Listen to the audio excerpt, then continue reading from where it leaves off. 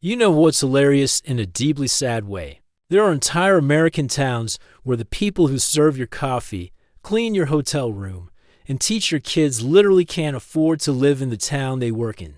Not struggling to afford rent. Can't afford to live there at all. They're commuting an hour or two each way from cheaper towns. Because Airbnb investors and vacation home buyers bought up everything and turned their entire community into a resort for rich people. And I'm not talking about Manhattan or San Francisco.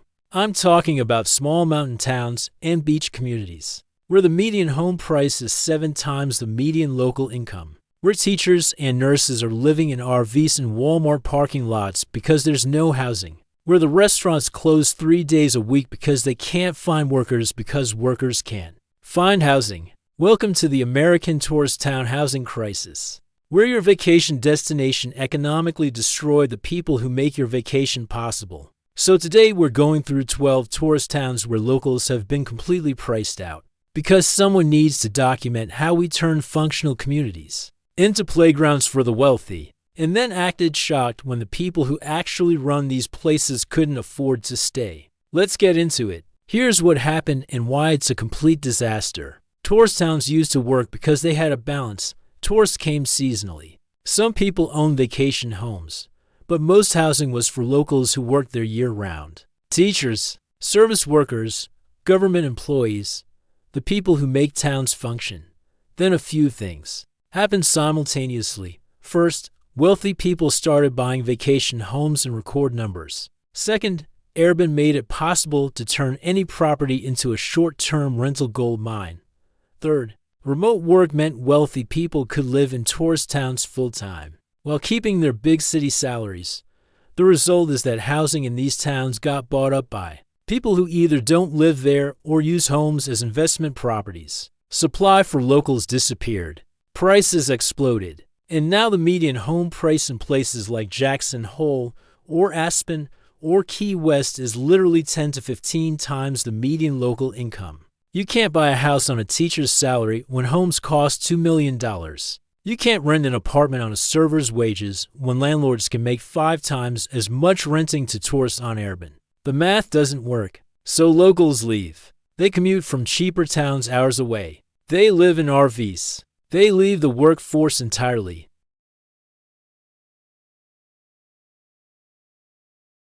Businesses can't stay open because they can't find workers. Schools are closing because teachers can't afford to live there. Public services are strained because government employees are commuting from far away or leaving entirely. This is late-stage gentrification. This is what happens when housing becomes purely an investment commodity and communities become luxury products. And it's happening in dozens of towns across America right now. Number 12, Charleston, South Carolina. Starting with the southern coastal city that got discovered and demolished by tourism. Median home price in Charleston is around $500,000 to $700,000 depending on area.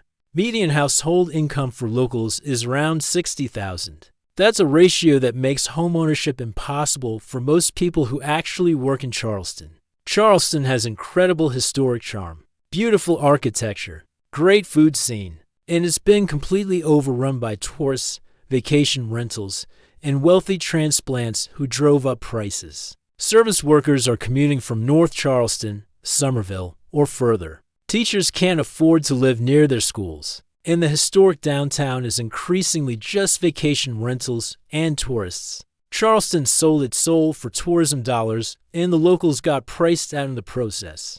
Number 11. Bar Harbor, Maine. Bar Harbor is the gateway to Acadia National Park and ground zero for Maine tourist town dysfunction. Median home prices are around $400,000 to $600,000. Local seasonal workers make maybe $30,000 to $40,000 if they're lucky. The math is impossible. Bar Harbor is stunning. Coastal Maine.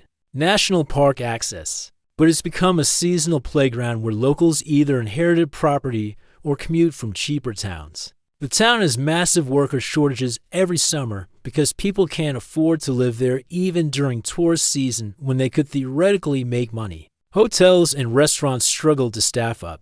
Bar Harbor is where natural beauty meets economic absurdity. Number 10. Santa Fe, New Mexico. Santa Fe is art, culture, and housing that locals absolutely cannot afford. Median home prices are $500,000 to $800,000. Local median income is around $60,000. Santa Fe has been gentrified by wealthy art collectors and retirees for decades. The city has incredible culture, Adobe architecture, art galleries everywhere, and it's completely unaffordable for the artists and service workers who created that culture.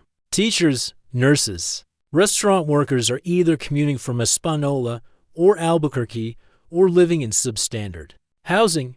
The people who make Santa Fe can't afford Santa Fe. Santa Fe is where culture ate itself through gentrification. Number 9. Nantucket, Massachusetts.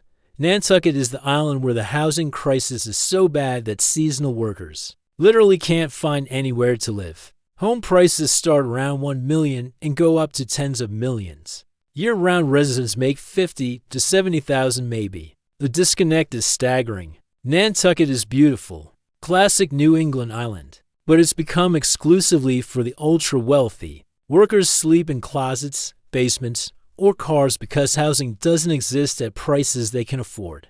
Businesses close early or don't open certain days because they physically can't find workers. Not because people don't want to work, because people can't find housing. Nantucket is where being an island makes the housing crisis inescapable. Number 8. Sun Valley, Ketchum, Idaho. Sun Valley is the Idaho ski resort where billionaires priced out millionaires, who priced out everyone else. Home prices range from $1 million to $20 million plus, local. Workers make $40,000 to $60,000. It's laughable. Sun Valley is world-class skiing and natural beauty, and it's completely unaffordable for anyone who works there. Service workers commute from Haley or further. Some live in employee housing that's basically dorms. The town has accepted that workers can't live there and has semi-institutionalized the commuter workforce. That's not a solution. That's surrender. Sun Valley is where skiing meets economic dystopia. Number 7. Telluride, Colorado. Telluride is the Box Canyon ski town where geography makes the housing crisis even worse. Homes start at well over $1 million. Local median income is maybe $70,000, and because Telluride is in a box canyon, there's limited land and no room to expand. Telluride is absolutely gorgeous, stunning mountains, great skiing, and completely inaccessible to normal people economically. Workers live in Norwood or Montrose and commute over mountain passes, in winter, daily, because that's the only option. The town has employee housing, but not nearly enough. Telluride is where natural beauty trapped workers in a commuting nightmare. Number 6. Martha's Vineyard, Massachusetts. Martha's Vineyard is another island where the ferry doesn't solve the housing crisis. Home prices start around $700,000 and go up astronomically. Local year-round workers make $50,000 to $70,000. The math doesn't math. The Vineyard has New England charm and extreme wealth inequality. Workers live in overcrowded housing, seasonal accommodations, or commute from the Cape. The island's economy depends on seasonal workers who literally can't find housing during the season they're needed. Restaurants limit hours. Businesses can't fully staff. It's dysfunctional. Martha's Vineyard is where the Kennedys vacation and workers suffer. Number 5. Breckenridge, Colorado. Breckenridge is the ski town where even tech workers are getting priced out. Median home prices are around $700,000 to over $1 million. Even dual-income professional couples struggle. Service workers have no chance. Breckenridge has great skiing and mountain town vibes, and it's become unlivable for the people who run the ski lifts, serve the food, and clean the hotels. Workers commute from Silverthorne, Frisco, or Dillon, some from even further. The town has employee housing, but it's limited and has wait lists. The solution has been to accept that workers just won't live in town. Breckenridge is where the American dream goes skiing without the workers. Number 4. Aspen, Colorado. Aspen is the original billionaire ski town, and the housing crisis is legendary. Homes start at several million and go to $50 million plus. Even wealthy professionals can't afford Aspen. Local workers, forget it. Aspen has dealt with this for decades. They've built employee housing. They've tried deed restrictions. And workers still commute from Carbondale, Basalt, or Glenwood Springs because even with interventions, Aspen is unaffordable. The town has essentially accepted that it's a playground for the ultra-wealthy, and workers are a commuting servant class. That's not sustainable or ethical, but it's been normalized. Aspen is where late-stage capitalism wears designer ski clothes. Number 3. Park City, Utah. Park City is the Utah ski town that became a resort and forgot about the people who live there. Median home prices are around $800,000 to over $1 million.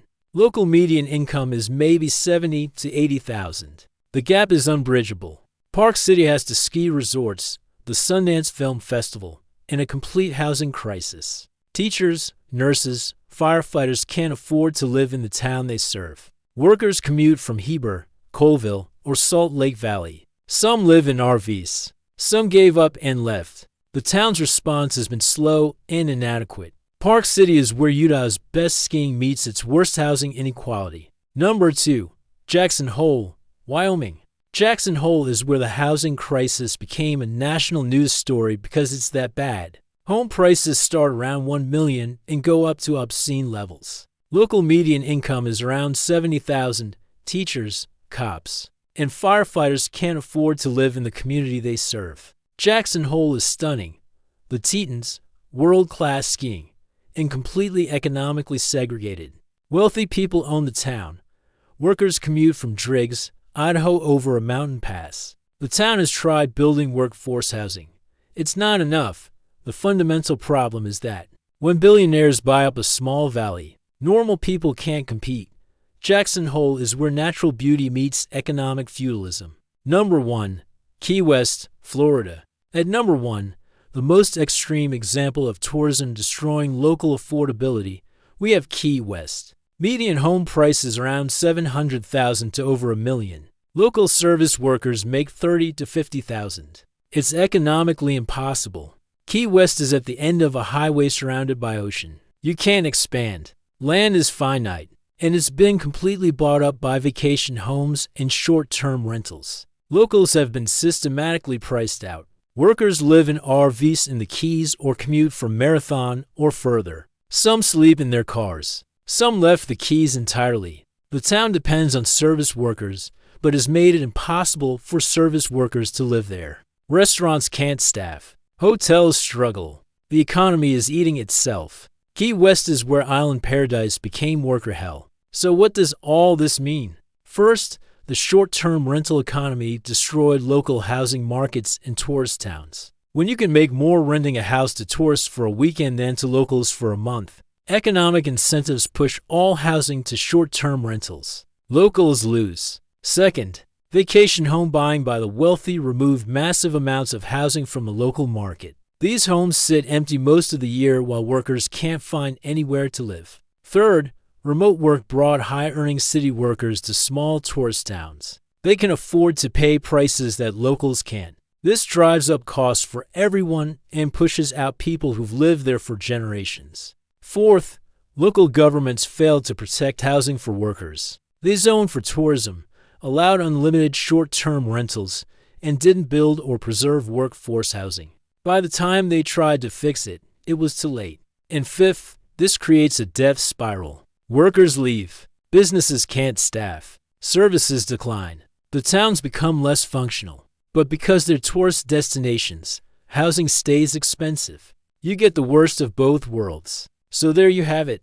12 tourist towns where locals can no longer afford to live. This isn't inevitable. This is policy failure. Towns chose tourism revenue over community preservation. They allowed housing to become purely an investment commodity. They let short-term rentals proliferate unchecked. And they failed to protect the people who actually make these towns function. Some towns are trying to fix it now. Restrictions on new housing, short-term rental limits, workforce housing mandates. But in most cases, it's too little too late. The damage is done. For the workers who serve your vacation, who make your tourist experience possible, these towns have become economically hostile. They work there but can't live there. They're the invisible underclass that makes paradise function for everyone else. And for the towns themselves, this is unsustainable. You can't run a community when teachers, nurses, cops, and firefighters can't afford to live there. eventually the whole system breaks down. So here's my question for you. If you vacation in these places or own vacation property there, do you have any responsibility for the housing crisis affecting locals? Or is this just market forces and nobody's fault? Let me know in the comments, because this is one of the most uncomfortable housing debates in America. And if you found this perspective on tourist town displacement valuable, maybe subscribe. We cover housing markets, economic dysfunction, and the consequences of treating homes as investment vehicles instead of places where people live. Someone has to document how we destroyed functional communities for vacation homes. Might as well be me.